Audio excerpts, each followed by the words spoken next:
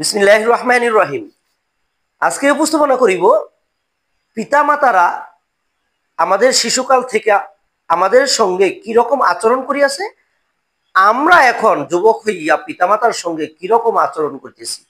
আমি যখন শিশু ছিলাম আমার পিতামাতা আমাকে হাত ধরিয়ে এইভাবে হাঁটা শিখাইতো।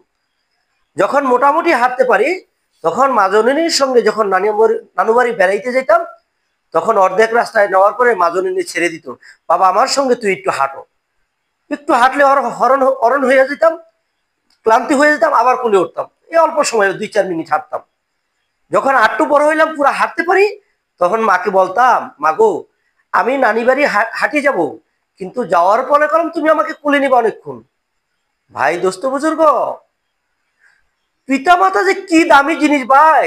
7 রাজার ধন মানিকের চাইতো পিতামাতাকে আল্লাহ পাক বেশি মর্যাদা দিয়েছে, দামি দিয়েছে সন্তানের জন্য। ভাই ওলিয়া আউলিয়াদের দোয়াকে ভেদ করিয়া পিতামাতার দোয়া স্বয়ং আল্লাহর আরশে আজিমে পৌঁছে দেন।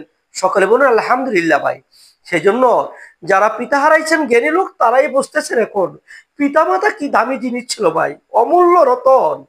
এখন যাদের পিতামাতা আছে, স্ত্রীর ভালোবাসা স্ত্রীকে দেন, যা লাগে দেন, কিন্তু পিতামাতাকে অবহেলা করিয়েন না ভাই। আপনি 10 টাকা খরচ করবেন, 1 লক্ষ টাকা মনে করেন আপনি আখেরাতের ব্যাংকে জমা রাখলেন ভাই। হাজারো প্রমাণ ওলিয়া উলিয়ার দোয়া ব্যাত করিয়া পিতামাতার দোয়া আল্লাহর আরশে পৌঁছে যায়। সেই জন্য ভাই স্ত্রীর ভালোবাসা স্ত্রীকে, পিতামাতাকে আপনারা কষ্ট দিয়েন না। পিতামাতার সঙ্গে সুন্দর আচরণ করুন, তাহলে তাদের দোয়া আল্লাহ সুবহানাহু ওয়া তাআলা আপনার কোন জায়গায় থেকে কোন জায়গায় নিবে, ভাগ্যর চাকা কি করে দিবে সেটা আল্লাহ জানে। ভুল ত্রুটি হলে ক্ষমার দৃষ্টিতে দেখবেন, মরার কথা অবশ্যই স্মরণ রাখবেন। আল্লাহ হাফেজ।